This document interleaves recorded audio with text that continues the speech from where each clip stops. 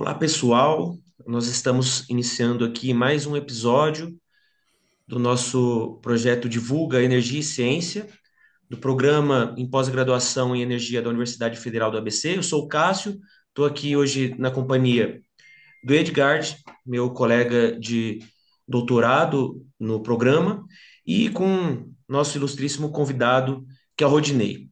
Hoje a ideia é a gente trocar uma ideia rápida, mas muito pertinente hoje no Brasil e também no mundo, que é a exploração de novas reservas de petróleo aqui no Brasil, sobretudo na margem equatorial.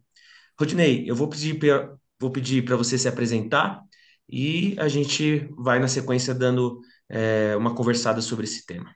Por favor. Boa noite a todos. O meu nome é Rodney Felício, sou engenheiro químico e de segurança do trabalho. E a minha vida toda eu passei na indústria petroquímica, de 1990 até 2010, aqui no Polo Petroquímico do ABC. Tá? Hoje, eu trabalhei em empresas como Braskem e Unipar. Tá bem perto da UFABC, inclusive, ali, né? E depois eu fui para o sistema Petrobras, onde estou até hoje.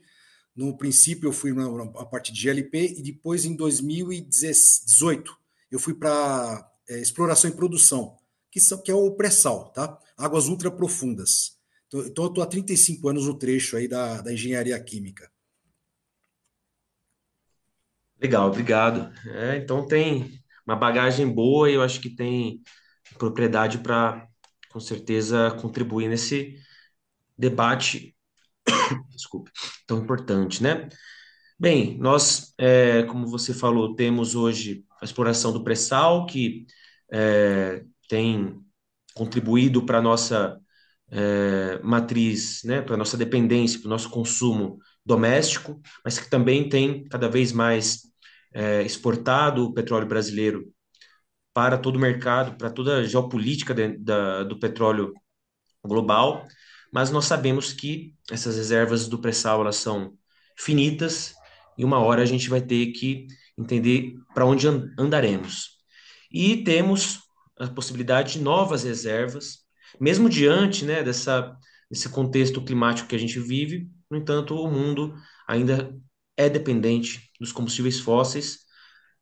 Então, e o Brasil também é dependente, seja economicamente, socialmente, nós dependemos. E temos a possibilidade de exploração de novas reservas na margem equatorial, né, que se estende desde a Foz do Amazonas até ali, a curva do continente, que é o Rio Grande do Norte.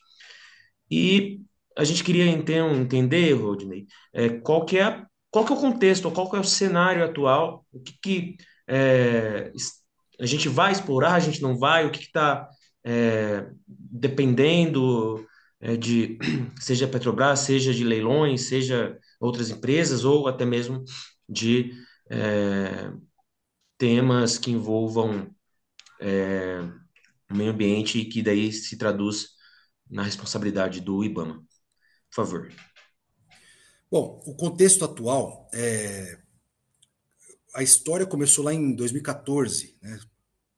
Tentativa de perfuração, os primeiros leilões, e devido ao contexto político da época, o tempo foi passando, a Guiana, na mesma época, começou a explorar, e nós ficamos para trás. Por N motivos, tá, pessoal? E, em geral, motivos políticos, tá? Nós tínhamos o pré-sal, investimos no pré-sal, o pré-sal se expandiu, o pré-sal hoje ele produz aí quase 4 milhões de barris por dia, então nós estamos muito bem abastecidos com o pré-sal, que, como o Cássio falou, ele está atingindo a sua curva em 2030, ele vai atingir o máximo que é 5 milhões de barris por dia. Quem é que pode ajudar nessa equação a gente continuar essa crescente? É justamente a margem equatorial, que vai lá desde o Ceará até o Amapá. Eu tive recentemente, 2 semanas atrás, lá no Amapá, falando sobre isso. Não é? A gente precisa chamar a atenção dos governos estaduais, municipais, do quão bom isso aí vai ser para a população, em geral. Vai ser bom do ponto de vista profissional, social, e tem aquela grande dúvida que está assim no horizonte, e o meio ambiente? O meio ambiente vai ser tratado como a Petrobras trata o restante do meio ambiente onde ela atua. Ela vai trazer benefícios. Por exemplo, no pré-sal, eu cuido de 4 plataformas que estão a 300 quilômetros da costa, que é a cidade de São Paulo, Ilhabela, o Santos e o Carioca. 300 quilômetros, está quase nas águas internacionais. A Foz, o nome pô, lá na Foz do Amazonas, o nome foi muito impróprio. Por quê? Dá a impressão que você está ali bem pertinho de Manaus, de Macapá. Não é verdade. Nós vamos explorar 500 quilômetros da costa, bem lá no meio do mar. Então, o nome é impróprio. Margem equatorial. Dá a impressão que você está na margem. Não, você está 500 quilômetros depois do continente. Então, o contexto é esse. Nós estamos atrasados, precisamos... Atrasados, aspas, tá? Frente à Guiana, por exemplo, que é um país que não tinha nenhuma tradição e hoje já está explorando por dia 600 mil barris de petróleo. Né? Hoje, a Guiana, que era a 20ª economia per capita da América Latina, hoje é a primeira. Então, ela está na frente de México, está na frente de Brasil, está na frente de Argentina, de Uruguai, e era a 20ª. Ela era, do ponto de vista econômico, PIB per capita. Era um país absolutamente... Estava lá atrás, enfim, não tinha uma relevância econômica. Hoje, se você quiser falar de PIB per capita, você tem que falar de Guiana. E por causa do que exatamente? Do petróleo. E eles exploram pouco, tá, pessoal? 600 mil é uma fraçãozinha do que o Brasil explora. Mas para um país com uma população pequena, simplesmente tem a perspectiva, tem a possibilidade de transformar esse país numa Suíça. Se eles fizerem um fundo soberano, vira uma Noruega, tá, pessoal? Isso aí é só o contexto, tá? É importante, eu acho que o que você traz são dados que têm que ser levados para o debate. E quais são as possibilidades, né, para a região norte do Brasil, de desenvolvimento social, econômico, né? Mas também estava lendo uma matéria que saiu hoje, se eu não me engano, na Folha, que mostra que apenas 0,2% do fundo social ele realmente atende transição energética. Talvez seria, né, para além dessa discussão que, como você respondeu, a Petrobras estaria com total capacidade de atender, como atende no pré-sal e nas outras bacias, qualquer necessidade, né, é, emergencial. Mas também, por outro lado, o fundo social tem que servir, ou a renda do petróleo tem que servir para desenvolver a região. Sem dúvida. E sabemos que o norte do Brasil é uma das regiões ainda com mais dificuldades sociais, né, por todo o seu histórico, mas que talvez isso seja uma alavanca para que esse cenário possa mudar para a população. Você entende dessa forma? Quais são as perspectivas, assim, Rodinei? Olha, em linha com o que você está falando, Cássio, é assim, eu vou falar, para a gente se localizar, vou falar de Macaé, Rio de Janeiro. Macaé, antes do pré-sal, tinha lá um orçamento de 400 milhões, 300 milhões de reais, tá? É um orçamento pequeno, tá, pessoal? Para uma cidade grande, mas um orçamento pequeno. Hoje, com o pré-sal, com os royalties do pré-sal, Macaé recebeu, em 2024, 1 bilhão e 700 milhões de reais. E mais 320 milhões de impostos municipais do petróleo. Ou seja, hoje, se você for lá no site Transparente, Prefeitura, enfim, o orçamento de Macaé, Rio de Janeiro, ele é de 4 bilhões de reais. Você pode falar, mas então o petróleo e os impostos estão contribuindo com 2 bilhões. Exatamente. Isso é muito desejável. É desejável que você tenha uma outra fonte, mesmo que oriunda lá do petróleo, de indústrias agregadas. Mas imagina só uma coisa. Você sai de uma posição irrelevante e você passa a ter um orçamento de 4 bilhões de reais, dos quais metade é do petróleo. Royalties e impostos municipais, que vem direto para a sua cidade. Fica fácil administrar. Se você tiver uma administração voltada para a engenharia, para a técnica, enfim, você tira a cidade de uma situação de irrelevância para você colocá-la como uma ponta de lança de um país, por exemplo. Né? Isso, Campos Goytacazes, que ainda tem uma receita maior do que Macaé, 1 bilhão e 300 milhões só de royalties, mais Maricá, 400 né? milhões. Maricá, Rio das Ostras, traz muito desenvolvimento. Se você criar, vamos dizer, um fundo soberano, para você só não ficar gastando com despesa, com pessoas, etc. Se você começar a construir infraestrutura, educação, coisas que vão ficar perenemente naquele local, você muda o patamar da cidade, você traz a cidade, tem o potencial. Por que eu citei Macaé, Maricá, Saquarema, Rio das Ostras, Campo de Goytacazes? Porque eram cidades que há 20 anos atrás, 25 anos atrás, não tinham uma grande relevância. Hoje são cidades relevantes, tá? Do ponto de vista econômico, são cidades fantasticamente assim dotadas, precisa sim de uma gestão bastante cuidadosa desse recurso, que é muito recurso, é um recurso muito grande, né?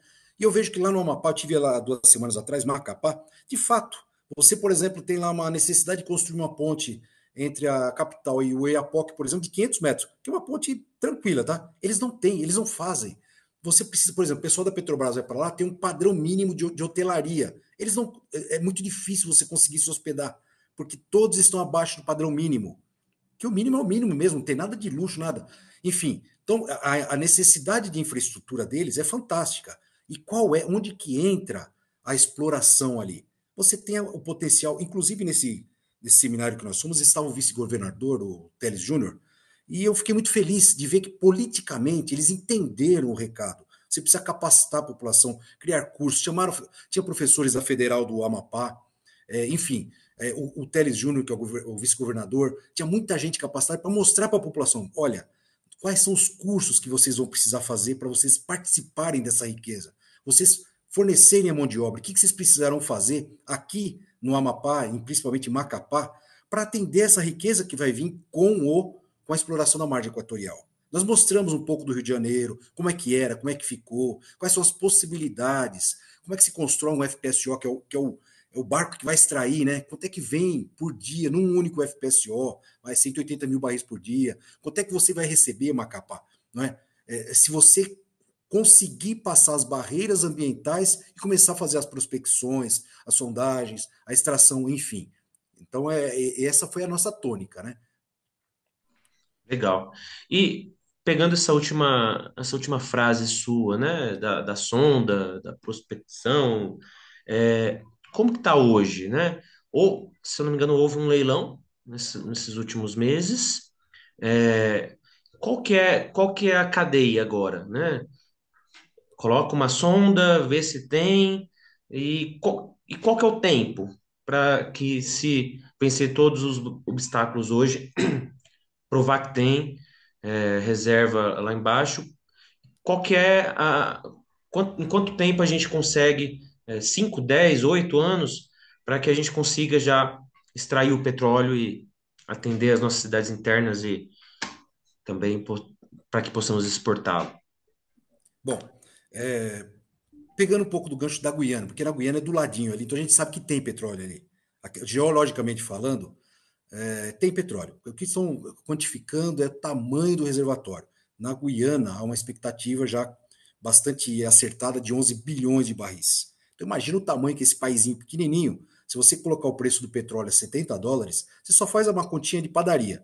Você coloca 11 bilhões vezes $70. Você vê o quanto de riqueza esse país tem na mesa dele para poder gastar aí nos próximos 20, 30 anos. Não é? Então, é uma coisa para você tirar o país realmente, tornar a Guiana uma Suíça. Acredita-se que debaixo do solo ali, enfim, o oceânico, o Brasil é a mesma coisa. E já as prospecções iniciais mostram isso, né? Acredita-se até que o lado do Brasil, pela extensão, por tudo, que é bem maior do que o litoral da Guiana, por exemplo, você tem até 30 bilhões de barris. Então, a sonda já está lá, vai começar a perfuração. As primeiras etapas de licenciamento já foram vencidas, já foi criado aquele hospital que você precisa ter para os animaizinhos, para a fauna, isso aí já está implementado. O O simulado, eu porto, não, tinha um porto que necessitava estar mais perto, não teve isso. a infraestrutura portuária ainda você tem que usar Belém do Pará, né? Porque que a Marinha já utiliza, mas vai ter que expandir enormemente, tá? Do jeito que está lá, hoje mal atende a Marinha e a parte comercial. Você vai ter que criar toda uma infraestrutura, isso é fato, tá? O aeroporto de Macapá, por exemplo, o aeroporto de Belém, eu vejo por Macaé, tinha um ótimo aeroporto, tinha não só lá, mas tinha Jacarepaguá, tinha diversos locais de saída para você ir para o mar. Lá só tem, por exemplo, Belém e Macapá, aeroportos que não atendem a capacidade logística, é normal isso aí, tá? Não é nada assim fora, vai ter que ser criada uma infraestrutura. Macaé, por exemplo, você tinha uma pista de 1.500 metros, há 2 anos atrás você tem que fazer outra pista de 1.500 metros para os helicópteros, para os aviões, só para o petróleo. Ou seja, mesmo onde tem infraestrutura, Jacarepaguá, Macaé, Guarujá também tem, Itanhaém, enfim, você já tem que ampliar. Imagina um local que é carente de infraestrutura. Realmente eles vão ter que criar portos, ampliação de portos, aeroportos, estradas, enfim, a infraestrutura de habitação, de hotelaria, eles não têm e vai ter que criar. Isso é relativamente rápido. Aí vem a parte simulado. Petrobras era para fazer um simulado há 10 dias atrás, eu não lembro se foi feito, eu trabalho no pré-sal, mas o prazo era 10 dias atrás. Os navios estavam deslocados para lá, eu acompanhei, que os navios já se deslocaram, e em fazendo essa parte de simulado, que é quando você mostra para o IBAMA, você mostra para a Secretaria Estadual do Meio Ambiente daqueles estados, para a ANP, você fala, olha, se acontecer um vazamento de óleo, se acontecer um incidente ambiental, eu cuidar, consigo mitigar. Então, isso aí a Petrobras faz direto aqui na Bacia de Campos, Bacia de Santos, enfim, é tranquilo isso. Ela já mandou os navios para lá, eu só não acompanhei se realmente foi realizado. Eu realmente estava com outras demandas de análise de risco aqui de plataformas e não acompanhei, mas era para 10 dias atrás. Essa a última etapa. Depois disso, a sonda já está lá, isso eu acompanhei, que a sonda perfuração já está lá. Você me perguntou, mas qual o prazo? No mínimo 5 anos, se tudo der certo. E eu diria que em 10 anos está totalmente já implementado, 10 anos, tá? Que é o prazo que a Guiana ela desenvolveu e é um prazo bom. Por quê? Para você construir um FPSO, que é o que faz a extração, a estocagem e o offload, ou seja, a passagem para o petroleiro, demora de 3 anos e meio a 4 anos. Então você primeiro vai garantir que tem um estoque lá, um reservatório, vai quantificar. Aí você vai começar a construção disso aí em paralelo, naturalmente. Você vai precisar de 3 anos e meio a 4 anos. Depois que você começou a puxar, meu amigo, aí é um atrás do outro. Eu diria que entre 5 e 10 anos totalmente implementado. Tá? Bacana, nossa, é esclarecedor. Uma última pergunta, esses campos, essa reserva, ela é garantido à Petrobras ou outras petroleiras podem entrar na concorrência e explorar também? Esse último leilão que aconteceu um mês atrás aí, mostra, qualquer petroleira pode vir e participar. Nesse caso, quem ganhou o leilão? Petrobras, a China, Sinopec, é a CNPOO, a Exxon, foram 4 empresas, dos quais só uma brasileira, tá? A Chevron ganhou também um pedacinho. Então, hoje em dia, é difícil uma empresa chegar e, por exemplo, a Sinopec, a Sinopec, né, ou a CNOO, ou a Total, ou a Exxon, ou a Chevron, chegar e falar assim, ó, esse campo aqui eu ganhei, vou pegar só. Ninguém faz isso. Hoje você sempre entra com sócios. No leilão mesmo já é definido. Cada um pega um pedaço daquele posto, daquele reservatório. Por quê? Isso aí diminui os custos. Vamos supor que cada um pegou 20%, 25%, etc. Então, todos os custos associados à pesquisa, exploração, prospecção, extração, são divididos entre os sócios. Então, você ia pagar, num FPSO, R$ 1 bilhão, US$ 1 bilhão, você divide isso aí para cada um paga 200 milhões de dólares, vai. Aí começa aí também começou a produzir, tá puxando, sei lá, vamos arredondar, 200 mil barris por dia num FPSO. Aí esses 200 mil não é da Petrobras. Esses 200 mil, se ela tem 30%, 60 mil é dela, por dia. O resto é dos parceiros. Não há reserva de mercado. Quem for no leilão vai pagar e levar e explorar, prospectar. Inclusive, aconteceu uma coisa interessante, naquele bloco lá de 2014, que já tinha sido leiloado, uma das empresas chegou uma hora que ela percebeu, começou a patinar na parte ambiental, e ela abriu mão, falou, olha, para mim não vai dar. E a Petrobras continuou, então a Petrobras está muito adiantada, porque ela já tinha concessões lá atrás e participou de outro leilão agora. Então ela já está, junto com as parceiras, tá? Eu acho que foi a Total francesa que saiu fora, não tenho certeza disso. Mas eram dois sócios que chega numa hora que começa a cansar, que fala, ó, para mim aqui já não dá mais. A gente precisava ter puxado, precisava ter explorado para começar a pagar os investimentos. E quem tem pulmão financeiro para realmente ir até o fim é a Petrobras, tá? Hoje no Brasil é a Petrobras. Ela tem pulmão, ela tem capacidade técnica de exploração, porque lá são 2.000 metros de água que você vai explorar, igual aqui no pré-sal, e mais 5 quilômetros de rocha, ou seja, são 7 quilômetros. Não é qualquer empresa que tem tecnologia para isso. Petrobras faz isso aí tranquilamente há muitos anos já, né?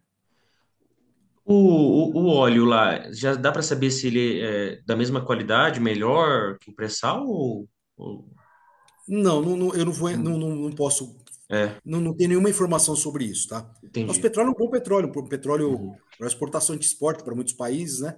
Mas não é um petróleo lá da Arábia Saudita, não é exatamente igual, deles é premium, né? Mas é um petróleo, eu imagino que é igual da Guiné-Bissau, que é um bom petróleo, que a África, né? É assim, aquela parte do continente que separou, geologicamente é igual.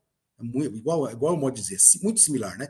E é igual também da Guiana, que é um bom petróleo. O petróleo que vai ser explorado ali, eu ouso dizer, e não é uma afirmação científica, que é semelhante da Guiana, que é um excelente petróleo, enfim, tem muita diferença para o restante aí do mundo, não. Legal. Rodinei, eu quero te agradecer em nome de toda a equipe, toda a coordenação do programa de pós-graduação em energia do UFABC.